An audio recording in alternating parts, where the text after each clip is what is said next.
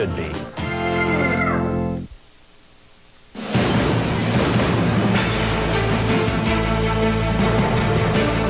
There's a sobering statistic. Every 2 hours, a young person commits suicide. In fact, suicide is the third leading cause of death among Americans ages 15 to 29. And now some people say suicide sites on the internet are just making those numbers worse.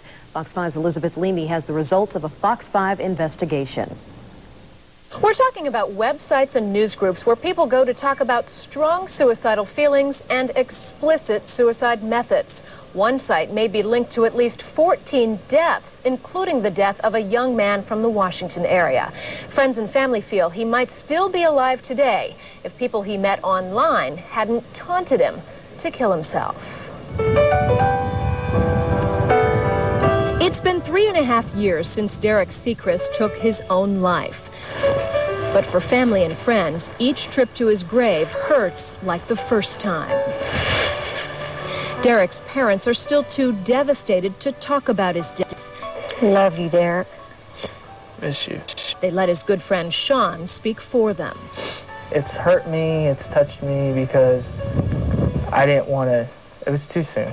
Derek was a bright 25-year-old internet engineer. Computers were his living and a factor in his dying.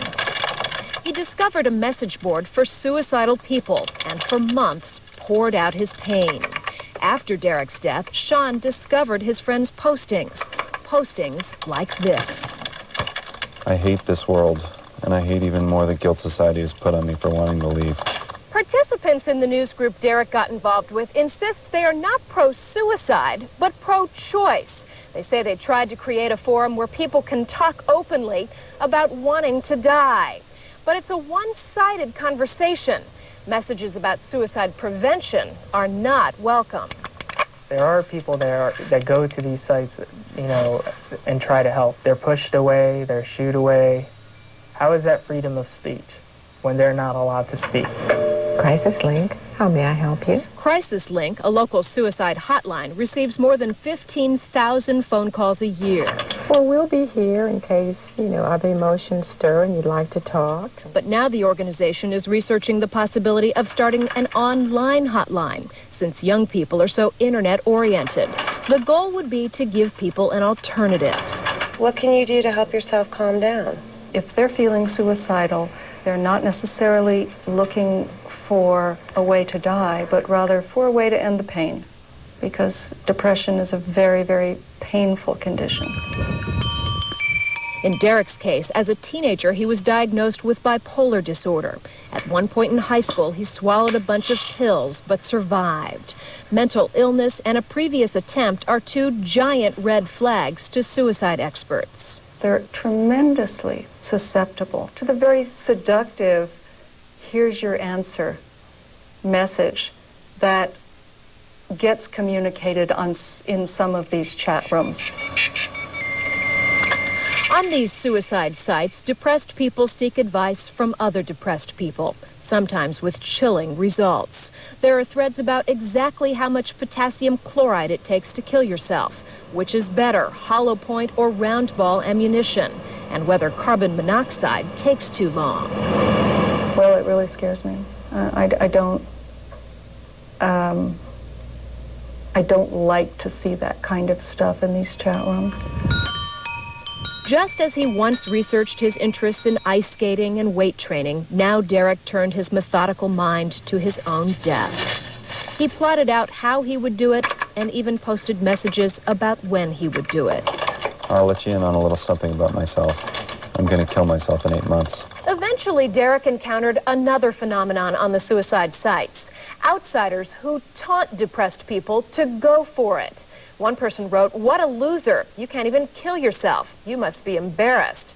Another person said, "Hurry up, you sad bastards. Are you going to do it or what?" It's almost as though these folks who are goading people to kill themselves are preying on them. I think that's disgusting. It's sick. I've never seen anything like that. Derek explained that he needed time to pay off his debt so his family wouldn't be burdened. He even arranged and prepaid for his own funeral. As the time grew closer, he wrote that he was deliberately distancing himself from friends so they wouldn't be hurt. I am hurt. You know, a lot of his friends are hurt. His parents are hurt.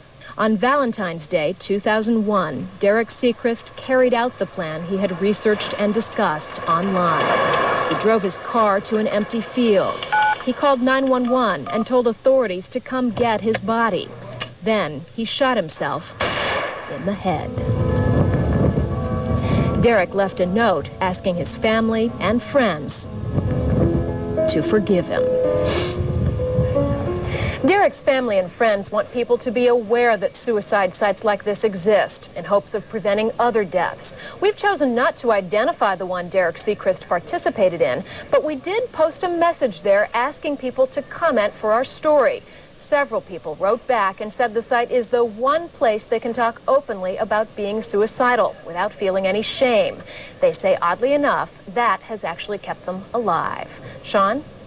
Elizabeth, thank you. Now, you may be wondering if suicide sites like this are legal. Experts say it's just a matter of free speech. People who post suicide methods often include disclaimers to avoid being accused of assisted suicide.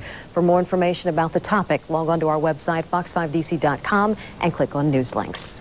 Proof there, you never know what you're going to find online, like the fact the District of Columbia is now a seller on